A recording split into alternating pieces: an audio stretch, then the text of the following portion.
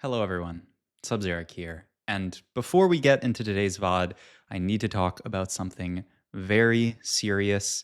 I'm just gonna come right out and say it. I'm not gonna sugarcoat it at all. I messed up. I hold myself to a higher standard than this, and I hold myself to a very high standard when I create these videos for you all, and I messed up, and I wanted to say I'm sorry. I'm sorry to all my viewers who supported me. I'm sorry to my friends, to my family who I've disappointed, and I know I will never be able to atone for the shame of fielding two Mordekaisers on my board and still winning the game like an absolute beast, by the way. I mean, come on. Isn't this what TFT is all about, baby? I mean, everybody makes a trillion mistakes every single game. And I mean, this is actually a hilarious example of one where, I mean, not only did I miss it during the game, but I then also missed it back on the VOD. My one excuse is that I was recording this like literally right before I went to bed. So yeah. All that being said, let's get into today's VOD review and let's get the music playing here so we can watch somebody who probably won't field two of the same unit for like multiple stages. YBY1, he just played a fantastic game that we got a VOD review. So let's watch it. Let's see. He's also playing on his NA account.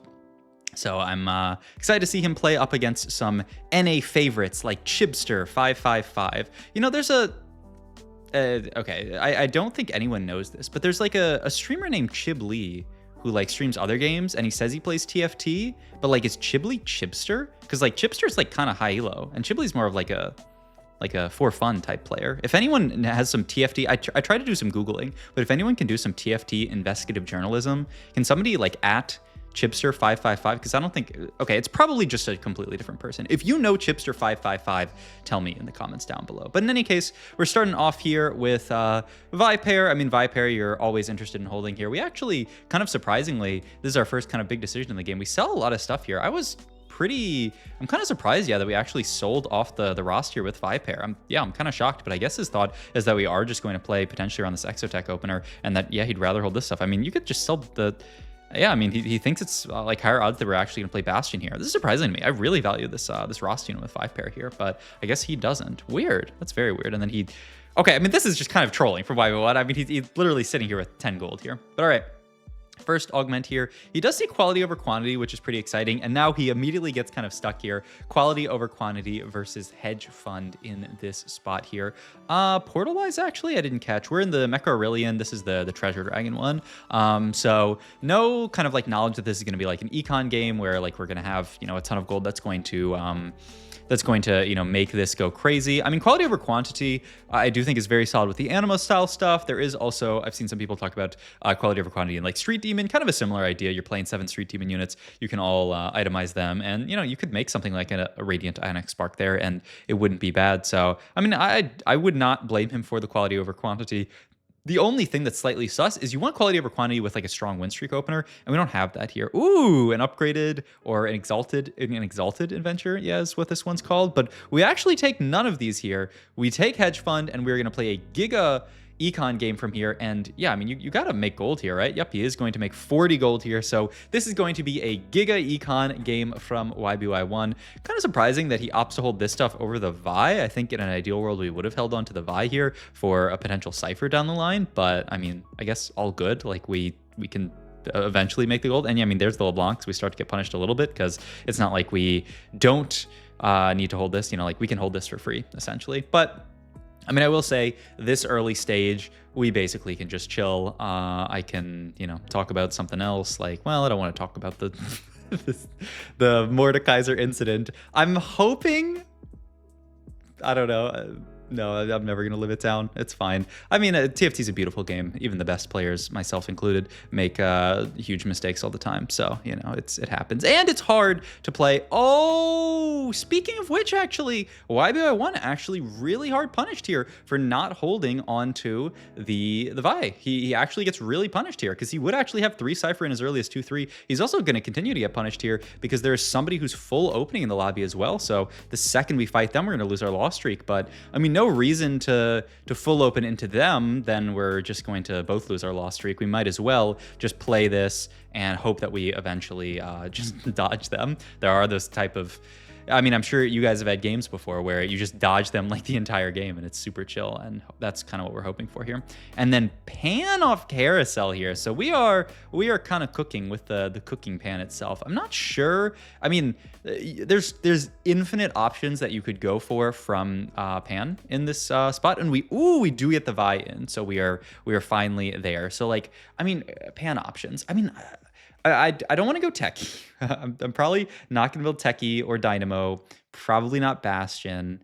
I mean, the crazy ones like Bruiser +1 is one that people often play towards. We don't have the belt yet for that, right? Yeah, I mean, marksman or like rapid fire. I mean, we have the rapid fire +1, right? We have the bow here, and so it could be rapid fire. We did just show off the rapid fire game for a couple of days ago, him playing around the rapid fire +1. So maybe that's something we'll see. Also, we still have dodged this player here who is playing for the grief here, and I mean, hopefully one more fight. Wait, actually, and Philip is also playing Cypher here, which, I mean, yeah, we have to full open versus them.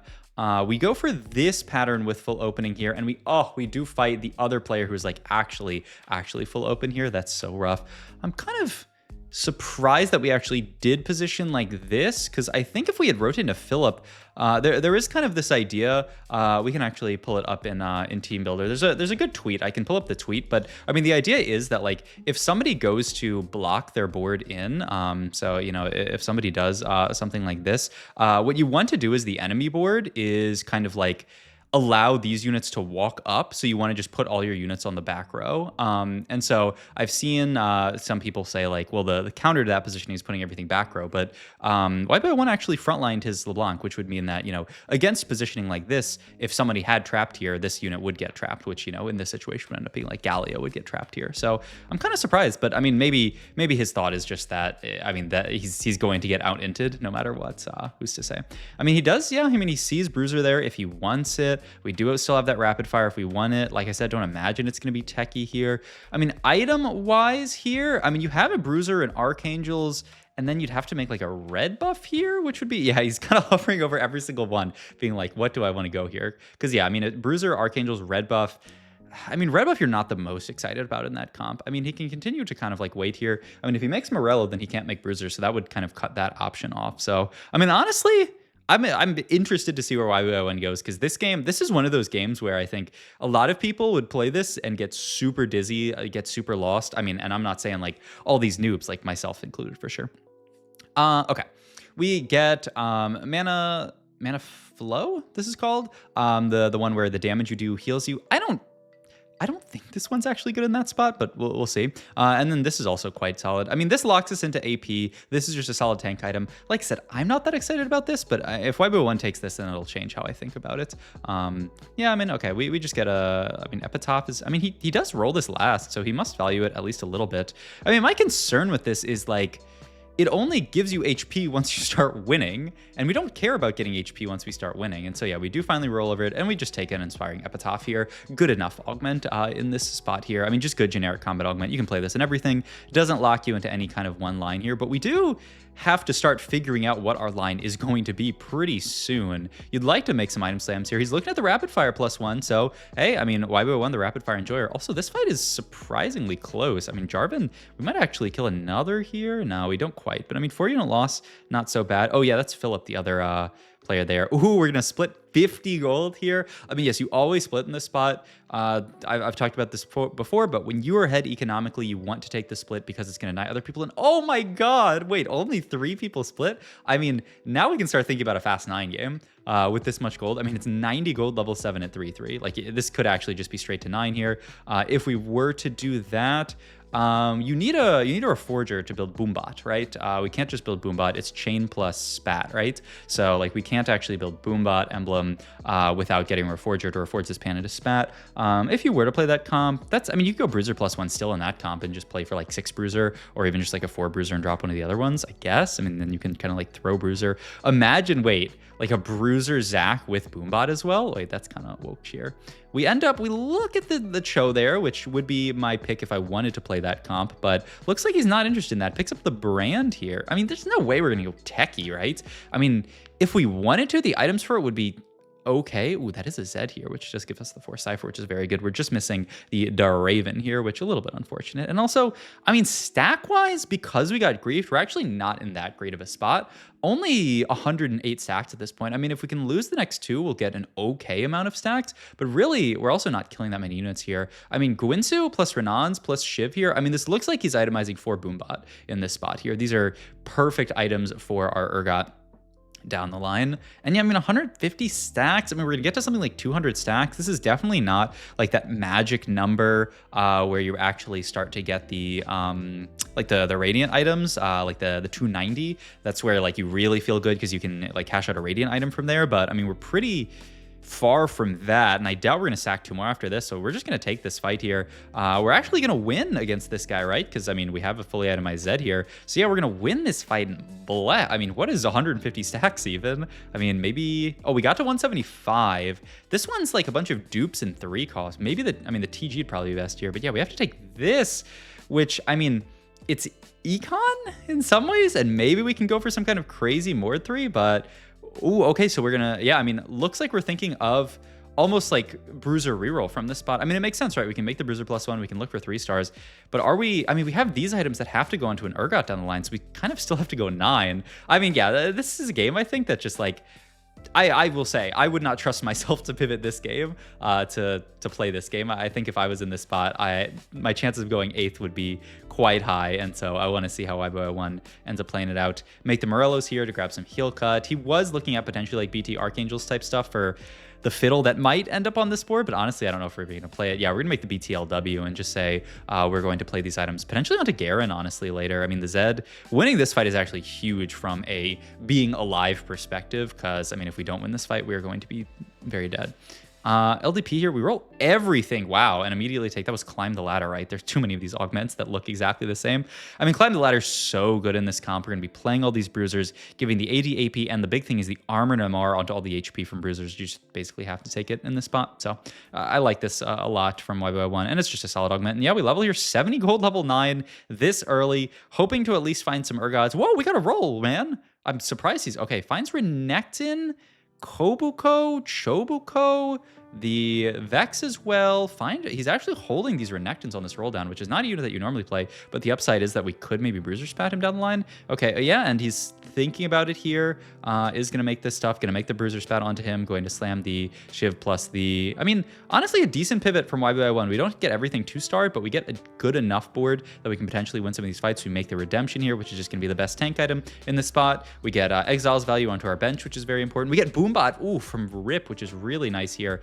I wonder, I would be tempted to just throw this onto a Kobuko, honestly, to not even put this on Renekton, because I feel like Renekton might not stay on this board for that long. But yeah, I mean, he's thinking about, yeah, I think this is absolutely the correct take here. I mean, it's crazy because, like, obviously we have a Renekton right now. We might, you know, I mean, it's going to be best on Renekton for now, but going down the line, like, we're gonna have a 6 Bruiser Kobuko on this board. Like, that is where this board is gonna end up, and it's not like you can sell the unit and get the mod back. Like, the mod stays on that unit forever. So, ooh, that is an Urgot on Carousel. This is so good for us now. We have Urgot 2, which is gonna help stabilize us. So we made it to level 9, a little bit low, a little bit scary. We made the Bruiser +1, and now, I mean, we're playing 6 Bruiser onto this board. YBY1's so good at playing these, and now the question is just, can we cap high enough? Because we did take a prismatic augment that you know, is no longer an augment at this point in the game. It's accelerated us to this board, but we have to cap high enough that we don't just lose to somebody else who's really strong. The other upside is winning some of those like kind of free fights at stage 4.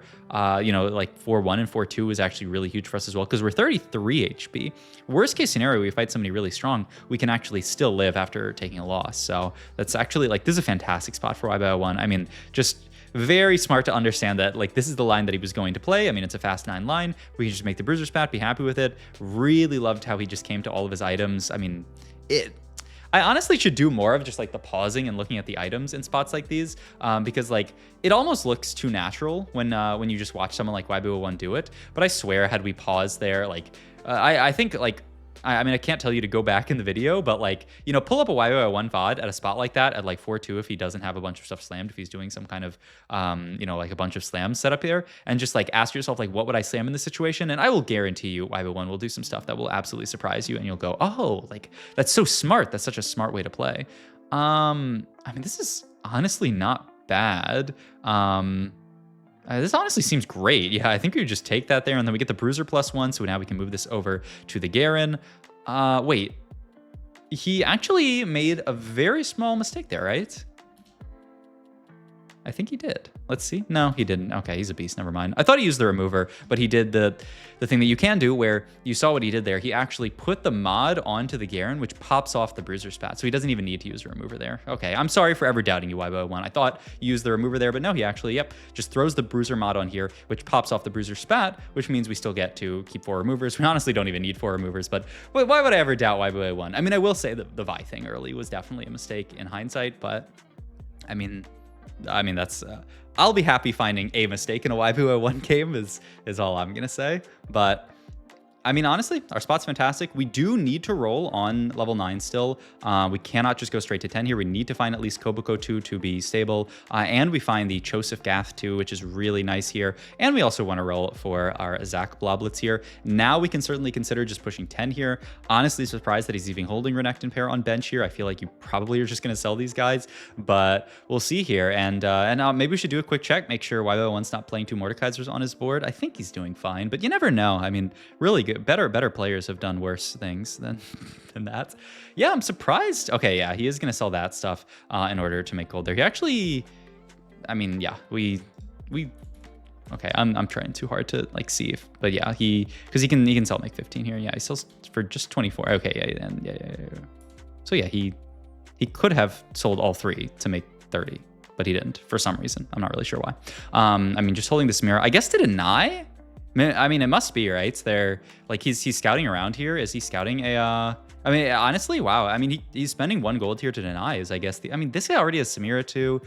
Maybe there's another player who's holding on to Samira's that we want to spend 1 gold to deny them. I mean, it's not that crazy. Yeah, this guy here. Yeah, I mean, very, very smart from YBY1 to say this guy's actually Samira pair in this spot here. This guy's the other Cypher cash out. We're really scared. He cashed out. He got to that really nice 290 and got the Radiant Guardbreaker here. So we're actually going to hold on to the Samira. It costs us 1 gold, but 1 gold is a small price to pay to greatly reduce the odds of them hitting Samira too. So really just clean, good TFT from YBY1, making sure that he's denying players in a spot like this when he should be playing for a win. This is what I was just talking about. Like when you're in this spot, you need to, and he does actually finally sell the Samira here. Did he see that did this guy hit Samira too?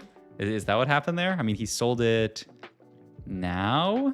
I don't see Samira 2 on the right. Oh, yep, and he scouts and sees Samira 2, and then he immediately sells it. Well, we did our best to try to deny the Samira. It's kind of crazy that with 6 out, they found the 7th. That is pretty wild, actually, but all good, I guess. I mean, not really, kind of sad, but it's fine. We are still winning fights, farming components, which Urgot does so well. I mean, I talked about it in my last VOD, but I mean, this Urgot is a master at capping out boards just because look at all these units that we can itemize, right? If we continue to get items, we can itemize the Cho, we can itemize the Koboko, we can itemize the Zac. Like, all of them are going to be disgustingly capped later in the game, so if we continue to farm items, we will be in a very good spot. All right, we finally rotate into this guy who hit the other big cash out here. Their board does look pretty scary, and their Samira's same side. We do have a very tanky front line, though, that this guy's having trouble getting through. Garen doing good work with that Bruiser mod on him. So tanky with the Sterak's, and we clear him, actually. Honestly, not close. So now we've hit our streak, and now we are really looking like we're in a good spot to close out the game. We just have to make it to level 10, put a second Mordekaiser onto our board, and we will be hard chilling. Item-wise here, I mean, what do you want like Koboko, like GS, Shojin? I mean, I guess you could take, yeah, it's just 3rd Vex item here. Grab another Bruiser mod, which a little bit tragic here. We definitely would have preferred Boombot to go onto somebody like the Zac. But I mean, a Bruiser mod onto the Urgot, make a big Urgot. It's not too bad. I mean, we could actually look for Vex 3. That's probably the easiest way to cap out this board for a win, unless there's like a Vex, unless like Pun is playing Vex or something like that. Rotate into the other Samira too, by the way. This guy's actually AMP Samira, so a slightly different setup. But I mean, still, the Samira unit always very good. And the Garen, honestly, is kind of carrying these fights, though I think we're going to lose this. Ooh, no, the Garen actually clutched out with the damage here, and we get to build another BT. Yeah, he pulled up damage there. I actually want to see, well, how much damage did Garen do that fight? I feel like wow, 16k from Garen, 10k from Garen, and a solid, that was what, like 9k from the Vex? I mean, that's really good. The Vex doing work there. I mean, maybe I should have played Vex. Okay, never mind. Make the BT here, just going to throw that onto Choseph Gath here, just as a pseudo tank item.